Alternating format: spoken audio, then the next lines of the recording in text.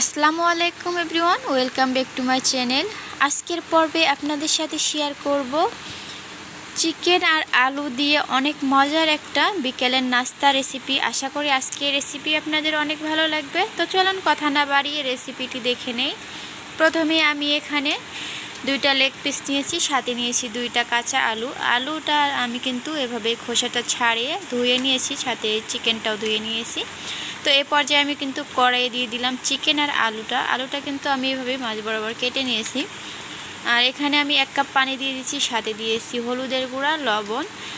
তবে আপনারা চাইলে এটা স্কিপ করতে পারেন, হলুদ আর লবণটা। তো আমি এটা দিলে আমার কাছে মনে হয় ভালো হবে, তার জন্য এটা দিয়ে আমি কিন্তু চুলাটা অন করে দিয়েছি। এদিকে ঢাকনাটা দিয়ে এটা সিদ্ধ করে নেব। তো এই পর্যায়ে আমি একটু দেখে নিচ্ছি, হালকাভাবে একটু নাড়াচাড়া করে নেব। তো আমি একটু চেক করে নিলাম আলুটা সেদ্ধ হয়ে আসছে কি না। তো এটা কিন্তু সেদ্ধ হয়নি, আমি কিন্তু আবারও ঢাকা দিয়ে এই যে আলু আর চিকেনটা ভালো করে সেদ্ধ করে নিয়েছি। তো এই পর্যায়ে চুলাটা অফ করে এটা আমি নামিয়ে নেব। আর এটা যখন একটু ঠান্ডা হয়ে আসবে, এই পর্যায়ে আমি হাতের সাহায্যে আলু আর চিকেনটা এভাবে ভেঙে নেব। তো প্রথমে আমি আলুটা কিন্তু এভাবে একটু ভর্তা করে নিচ্ছি, আর এই পর্যায়ে যে চিকেনটা আমি এভাবে হাতের সাহায্যে মাংসটা এভাবে বের করে নিচ্ছি আর কি। আর এদিকে যে চিকেনের সাথে যে হাড়টা আছে, এই হাড়টা এক সাইডে রেখে দেবো। এই পর্যায়ে আমি এই যে আলু আর এই চিকেনটা একদম ভালো করে হাতের সাহায্যে মেখে নেবো, একদম মিহি করে নেব।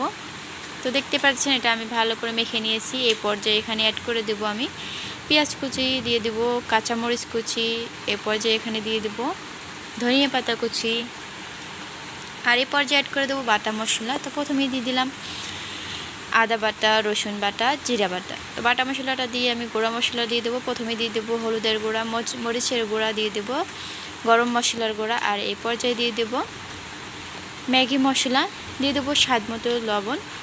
আর এই পর্যায়ে যে এখানে একটা ডিম ফেটিয়ে রেখে দিয়েছিলাম, তো একটা ডিম দিয়ে দিলাম। অবশ্যই চেষ্টা করবেন এখানে একটা ডিম দিতে, এতে করে এটা ভেজে নেওয়ার সময় ভেঙে যাবে না। আমি একটা ডিম দিয়ে এ পর্যায়ে হাতের সাহায্যে ভালো করে মিক্স করে নিয়েছি। তো একদম মিহি করে, যাতে করে সব কিছু ভালো করে মিশে যায়। তো আমি কিন্তু ভালো করে এটা মিক্স করে নিয়ে নেব।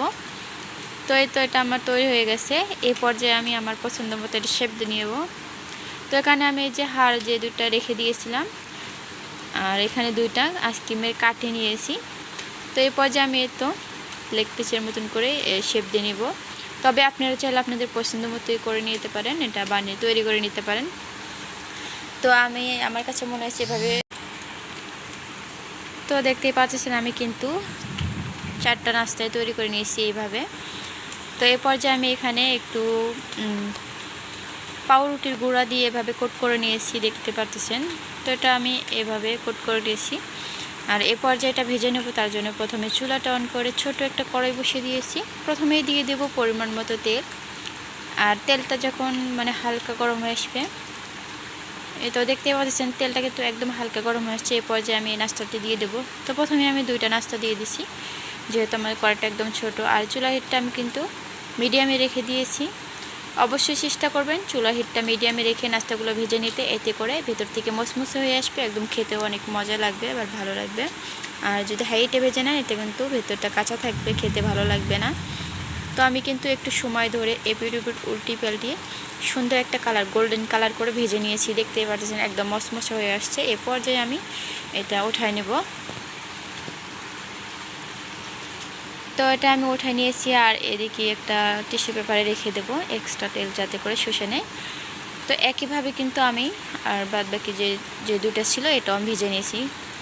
তো আজকে বিকালের নাস্তা তৈরি হয়ে গেল। তো আজকে রেসিপিটি কেমন লাগলো, ভালো লাগলে অবশ্যই লাইক কমেন্ট শেয়ার করবেন। সবাই ভালো থাকবেন।